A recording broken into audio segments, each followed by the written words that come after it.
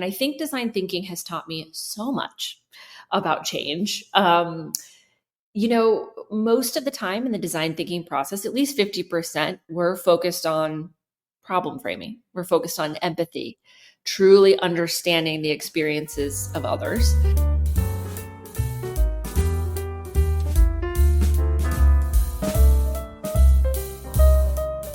Welcome to Let's Design Change, the Bloom Mood podcast. We are delighted to have you here. I'm your host, Teresa Neubo. We aim to create a community of change makers that are willing to face transformation from a human-centered approach. Together, we'll explore inspiring stories about leadership, innovation, and how to tackle change from a human-centric perspective. Stay tuned and join us as we explore the power of shaping our world. Let's design change.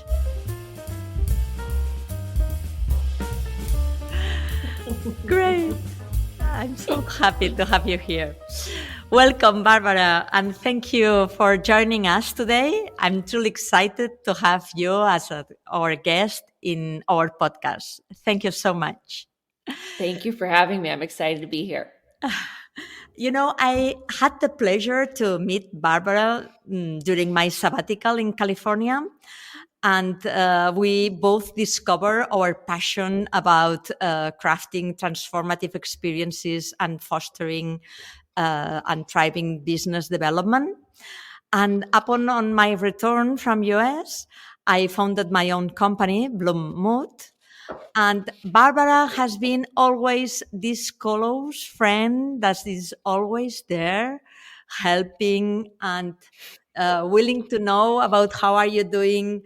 And I'm really happy to have you in our podcast today, on our episode today. Thank you. Thank you, Barbara. Oh, thank you. I don't know if I've been helping, but it's been a pleasure to become such great friends, even just over Zoom. Yeah, exactly. So our conversations have been incredibly inspiring. And what I wish today is to share with our community our thoughts, your insights. And it's been a joy to have you here. So, Barbara, could you please introduce yourself briefly? Yeah, sure. So, Barbara Patchen. I am an organizational psychology practitioner, the founder and head coach of Moonlight Strategy, which I started in 2021. So we've been alongside each other as we've started these businesses.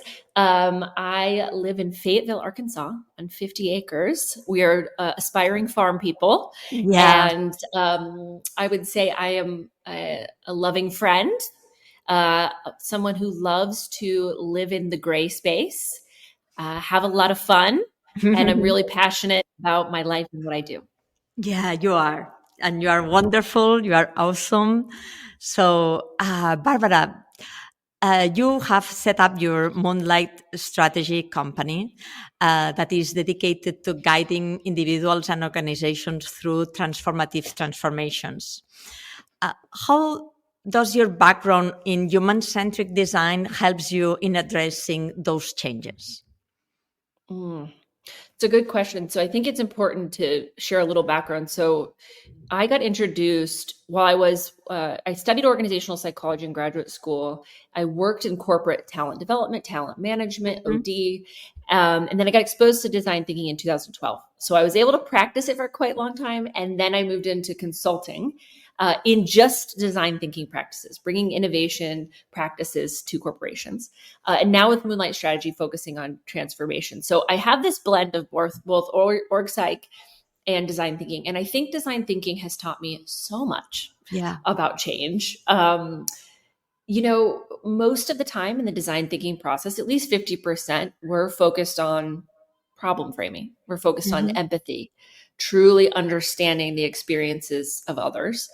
And I think traditional change management is focused on what's our vision, what's our project plan, what are our KPIs, right? And there's some change around communication, but there's really not a lot of thought given to what it feels like to move through change. And we all know it is tough, right?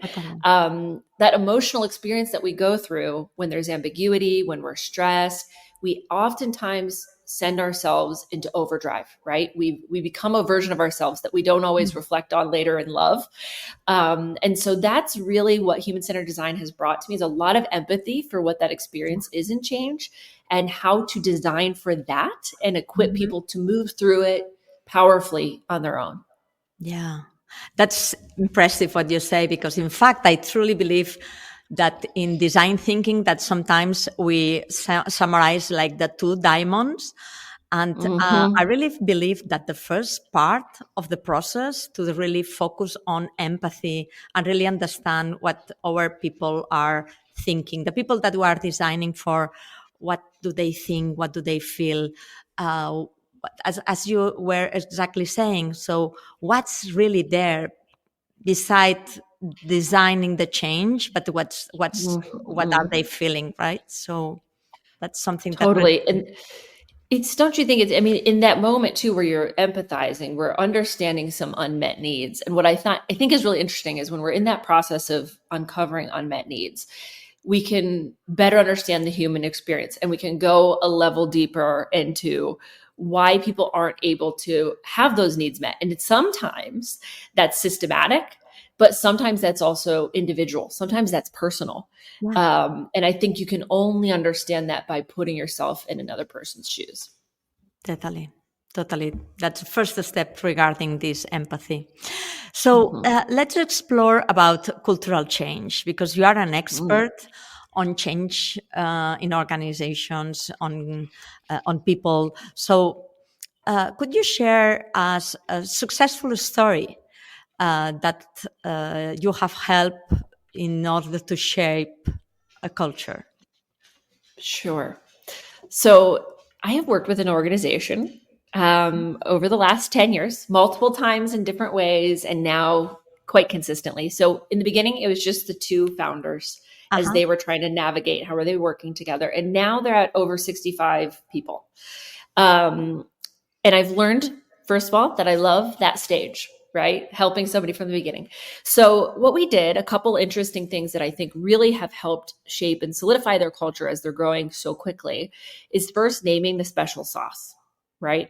Why do your clients love you? What makes you unique? What is it that you bring to the table that no one else does? Mm-hmm. So we use that design process to really reveal that through employee interviews, through client interviews, and then in some ways codify it, right?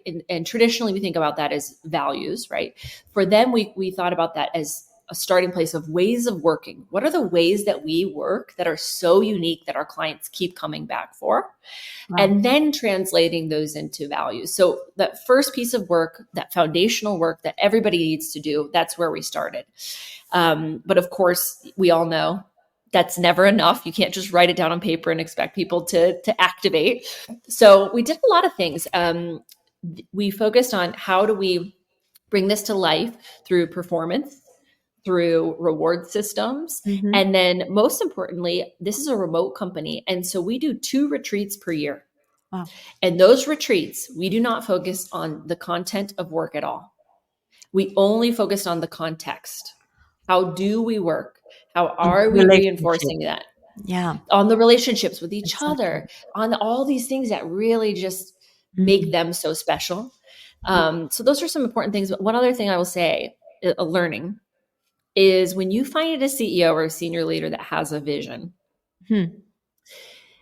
I have learned to do everything you can to help protect that vision, right? Mhm. And um, many times as a company grows, you have to make more space for more perspectives. Yeah. And I view my job as being the translator. How can we translate Mhm. those other perspectives to make your vision come to life? Because so many people have a hard time having a clear vision. They Yeah. have a clouded vision. This example, I have a CEO who has a very clear Yeah. vision, and I'm his partner in translating that to so Yeah. many different viewpoints and people. So that's just an example. I'm so proud of them. They're such a cool company, and Totally. they've done a lot of work, and they Mm. keep it up on their own. I love what you say about being a translator. Sometimes people ask us, "What do you do for a living?" So, what's your Yeah. job? What do you do? And I love how you stated of being a translator, which really means a lot, and really empathize. that aspect of really understanding what's going on and really make people understand also Totally. what are the, yeah, I love, cool. What what is your answer? What is your have you come up with your short answer when people ask you what you do? Well, I'm having a tough job on that, because that's new to me also. So sometimes I enjoy saying that I am a designer and Mm, experienced designer. And mm. but then people don't know what it is. So it's like I'm just having fun about saying that I am an experienced designer, but people even understand less of what I'm doing. But that's true. I really love your context of, I mean, your, how do you say about being a translator also? So that's fun. Absolutely. I know exactly what you mean, especially in the world of design. We get introduced to this whole new set of terminology that the Yeah, rest of the world does not relate to. So that translation role, I think, becomes more and more important. The more the new skills that we get, either from design thinking or org psych yeah, or OD, this just not the words of business, and so we have to be able to translate to totally. the different folks. Yeah. And Barbara, how do you navigate the resistance to change? Because that's something that it's tough. So um, how do you help your organizations towards it? Well, the first thing is the hardest lesson is not taking it personally. And I think that's good for leaders. That's good for everybody to not Yeah. take it personally when you're trying to do a big change and you're having that resistance, because I think it clouds our vision and makes us ineffective in helping to navigate the change. Because the reality is, when there's resistance to change, it's not personal to me; it's personal to the person who's resisting. Yeah. It's personal to them, and so making space to name that that's occurring and letting Hmm. people figure out what it is that they are struggling with instead of just insisting that we all be the same and we accept things as they are. Um, and I think that took some hard lessons. I'm not going to lie. That took me learning, like Yeah. experiencing my own resistance to change, to realize how deeply personal my Mm. resistance was, to then have empathy for other people. Right. Yeah. Um, this I don't know about you, but for me, I'll give you an example. So I was in an organization that was going to go through a big organizational change, looking at the org chart, compensation, titles, right? I Hmm. knew this was occurring and I was highly resistant. And part of that, I learned later, is because I was so focused on safety. Yeah. What am I going to make? Is there going to be a reduction in my title or my salary? Right. I was so focused on that. And I realized, so as a young person, I didn't have resources. It was Hmm. surprising that I went to college. I always had to be fighting for whatever it is that I earned, right? And financial Yeah. security was important to me. I wanted to be able Yeah. to provide for my family, right? Many of us feel that way. And so I felt that really intense urge to fight or Uh-huh. resist anybody that threatened that, right? Hmm. But upon reflection, when I really looked at that moment, I was safe. I had no debt. I paid off all my school loans, right? Yeah. I had no dependencies. I was living on my own. I was in a great spot to take risk and try something different. But Yeah. my body was telling me this isn't safe. Somebody's going to attack my resources, right? Yeah. And so it's me acknowledging that disconnect of a past version of myself that no longer is relevant to the current situation. Hmm. And so I give that example because that's personal. I don't expect people to share that in an organizational setting, but to at least acknowledge that the resistance that people are experiencing, they're emotional and they're Mm. deeply personal. And so we have to give people space for that. Yeah. You are totally right. And I also see that when you create this intimacy, then there is more connection. So at the end of the day, Yes. it's everything about relationships. And when you are willing to undertake a change in an organization, you have to take care about those relationships. And when you bring this intimacy, as you said just now, about what's relevant for you, what's in it for you, and Mhm. you give this space for others also to share, then is when this connection appears. and then Right. you can have a more fulfilling life, and you can have more success and more confidence on yourself. So that's Totally. part of It, yeah. Yes. it takes a lot of maturity, though, I think, as leaders and Mhm. individuals to bring that vulnerability Yeah. to the workplace. And it's not always safe and it's not always appropriate. I'm not suggesting that it is in all circumstances, um, but it's brave. And I think both you and I know that on the other side is a happier, more peaceful, more exciting, and Mm. optimistic life. Yeah. So I personally know from experience that the potential is there, and I love advocating for that for other people. Yeah. Beautiful. Great. So, going to another topic now, Barbara, because you are an expert on future of work. So, Hmm. what are those emerging trends that you foresee? You are based in the States, and here from Spain, we also always look at the States like, okay, what's going on there? And it's going to arrive later on to us. So, what's in it for you, and how would you say that are those emerging trends in the future of work that are Hmm. exciting you? So I will say there are a couple things that excite me, and sometimes they are items that bring great stress to other people. So let me preface that because the first trend, I don't know if you've seen this a lot, but it's corporate people taking multiple jobs, Uh huh. job stacking, right? Where Yeah. you see employees taking two corporate jobs or maintaining two jobs at once with in traditionally full-time salaried positions. Oh. Now, this is against the rules. I know that this is not how we should be operating. I understand why employers don't like it. The reason I'm excited about it is because it's a way that employees are shifting the power balance, right? We know Mm, we're out of balance mm, and there needs to be action. And I see this as an organic action that employees are taking to take up more space, to have more advocacy for themselves. And so ultimately, I think it will change. It will evolve how people are able to earn more for themselves or have more space in their days. But it's a really interesting sign that employees are taking back their power in some yeah. way. So I love that. Yeah. I love that.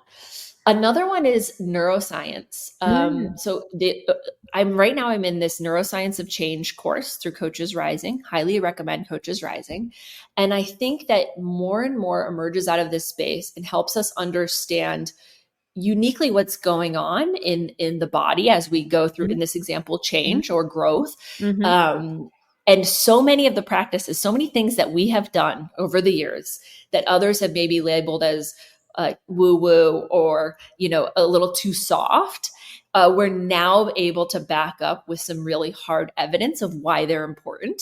And so I love seeing that our field is evolving in that way and what neuroscience can bring to our field. So those are a couple. I mean, I have Yeah. several more, but those are I, just a few. I love both of them. And I wonder if you could talk a bit more about, specifically in this part of neuroscience that I'm also digging in on it. So, what are Yes. you finding? So the first course stuck with me the very most, which is, in order to have transformation in your life, you Mm-hmm. need two ingredients. The first is presence, and they go through presence and talk about presence as being space, Mm-hmm. time to put your body and your mind in a different space and be present, just like you and I are right now. Yeah. And the other one is really focused on experiential learning.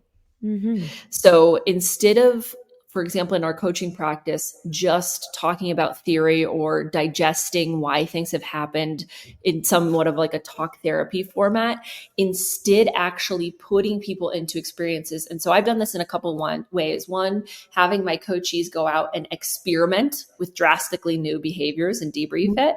In Mm-hmm. the neuroscience course, they really talk about this as embodiment. So a Yeah. lot of embodiment work Mm. and all of the knowing that we Yeah. have in our body. And it is where change happens. So they talk a lot about how when it comes to behavioral change, it can't be here, it can't be neck up. Mm-hmm. It actually lives in our body. So that example I gave about financial security, for Yeah. me to shift that perspective, I actually have to do some embodiment work. It's not all here. So Mhm. it's just fascinating. I'm in this multi-week course and eating it up. And so if you know Yeah. me or you're working with me, just be ready. It's coming into your coaching because it's fun. That's beautiful and that's relevant. So, are you using this kind of embodiment in your personal and professional uh, transformation that you do with companies and organizations? Are I'm you? working on it now. The reason I think it's so profound for me is because Uh-huh. it's my biggest gap. It Ah, is my biggest gap in my own growth. I think again, I'm a neck up person. I try to think and feel my way kind of through everything, but I'm often out of my body in my own yeah. experiences. So it's a growth area for me. And so Mm. I'm really working on practicing it for myself in so that I feel like I can, I'm practicing what I preach, but I'm designing right now a couple of ways to bring it forward. I'm bringing it Yeah. forward, for example, with a C-suite group right now that's working on team dynamics Uh-huh. and needs to let go of some old ways of treating one another. So I will have a report on that in about a month. I'm Okay. experimenting with that in about a month. So we will talk about it in our next call when we Yeah, see each other. Will be looking forward to hear from it. that's right.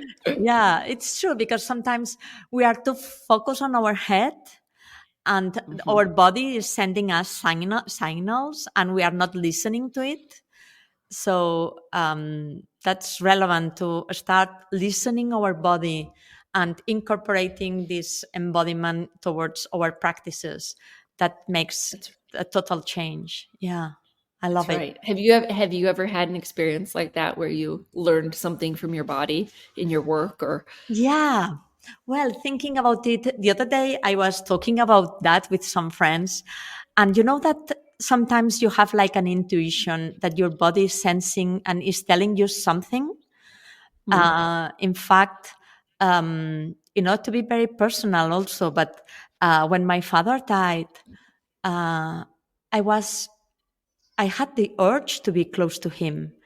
And I didn't know when he was going to die, but he was very ill. So that day I had the urge to go to my family house and I slept there. And it was like the body was telling me I had to be there, So it was like, it, I changed everything and I said, no, tonight I want to be there. And at night I get up and I was just side by side with him. And I am sharing that because it was really beautiful to me So to beautiful. say goodbye to him and to be close to him. And well, I'm getting a bit emotional now, but it's like, wow, that was like, I was thinking about that it was like my body was telling to me, go Hmm. there. So I was having like the urge to go to my parents' house and stay there. And I didn't know what was going to happen, but it just that I was having like this urge and I Yeah. was feeling like it was like my body telling me, go, go, go, go, you have to go, right?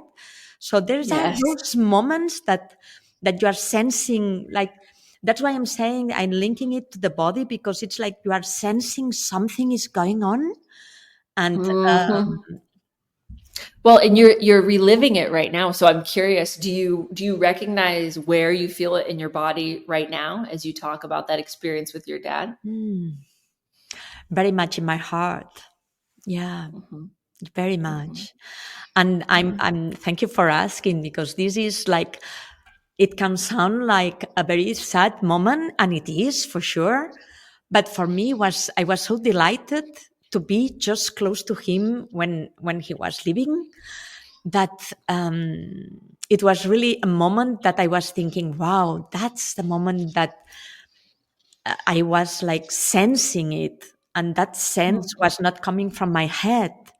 That sense Right. was coming from my body that was telling me and was giving me a good advice that I need Mhm. to go to where my parents were living that was not close by where I was living. So I had to make some kind of travel before going. So yeah, That's amazing. It's amazing that you were able to listen, right? yeah. because many times our body is sending us important messages and we turn it off Totally. because it's not logical, right? Or for whatever reason.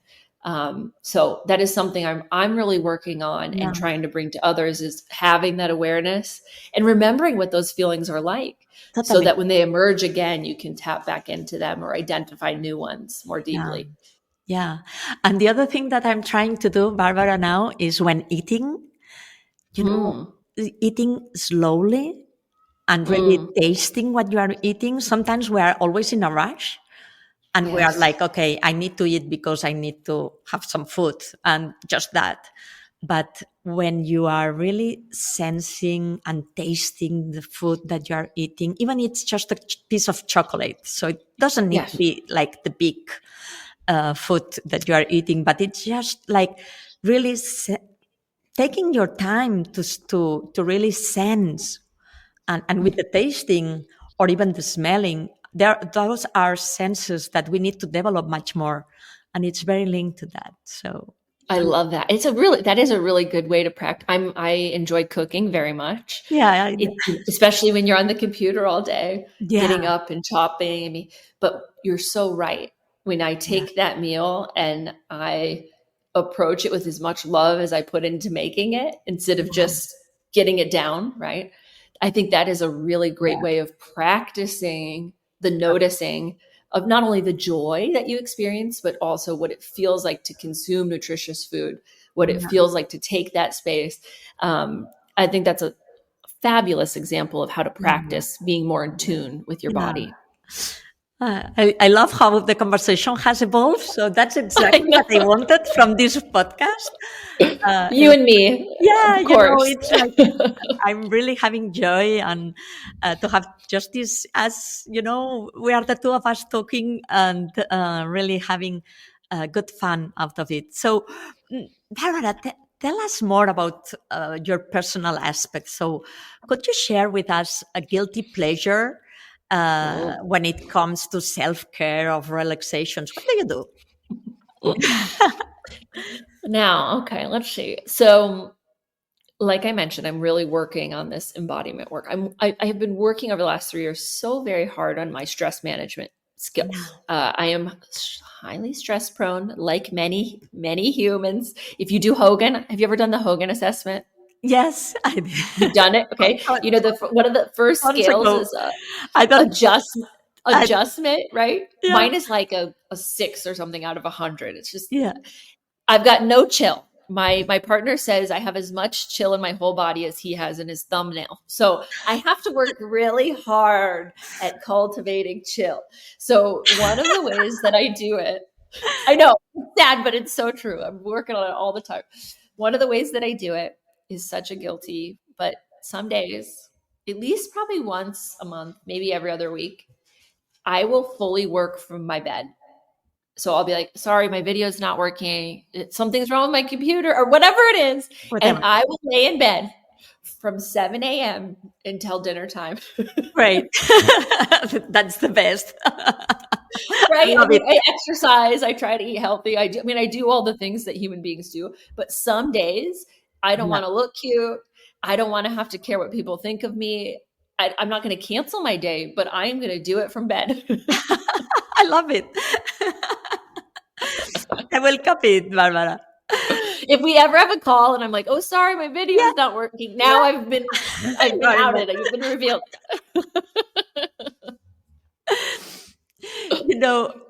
The other day, that I was in Korea, and Yes. it was fantastic because I was working for HP and some women leaders. And Yes. I that was very interesting to see the differences on women leaderships. And one of the things that they were telling to me is that they are struggling to have the camera on. Oh, So really? Now is it a norm that they're not expected to have it on or what? well, that no. Sometimes you can have it off, but the fact was that they wanted to have the camera on with all the people that was in the meeting room. Hmm. So I was thinking now that maybe it's you that it's on the other side and you are not turning on your camera. So Yes, it's good awareness. I'm one of those people. I also like to be camera on. I think it's a better way to be engaged. Yeah, The totally. tough part is if we do meetings all day, it's so draining. It's so draining. Totally. Totally. So I definitely advocate for the phone call when we can. But when we're facilitating a session and there's some virtual aspect, the camera plays a huge role. Good, good. So, and Barbara, just last but not least, Yes. what's the advice that you would give to your younger self? Mm. Mm. You might imagine that my younger self was a very good time. I can I have been imagine. spending this whole life having a great time. So I'm not a big regrets person. I don't have many regrets in my life. I have made many mistakes, things that are embarrassing, absolutely, but I don't take anything back. I've learned so much from them. But I think I would say, don't try to take the easy way out. Mm. Move through the hard stuff, figure it out, but also don't take it so seriously because there's going to be a mountain of hard stuff to move through. It never stops. It's not like one day things are easy, that there's this beautiful point in the future where all of a sudden life is stable and totally predictable, and it's just not reality. So move through the hard stuff, don't seek the easy way out, and don't take it so seriously. Don't. I mean, it's Oh, so much you, Barbara. It's right? I cannot think about a better advice coming from you. I have to tell myself every day, though, don't Yeah, take it so seriously. that's great. So, thank you so much, Barbara. It was great listening to you and listening your insights. It has been wonderful to have you here. You know how much I appreciate it, and I am really honored to have you as our guest here in this episode. So thank you so much. Well, thank you for having me. Our work paths, but more importantly, our friendship Yeah, means the world to me. And I just know it the second that we met that we were made to be friends and to support each other. So I'm yeah. cheering you on every day. Yeah, and you know, I feel it as much as you feel it. So there is this connection that is there, and I'm so proud about you, about what you do, about who you are. So thank you so much for being here. Thank you. And thank you all for joining us today in this episode of Let's Design Change, the Bloom Mood podcast.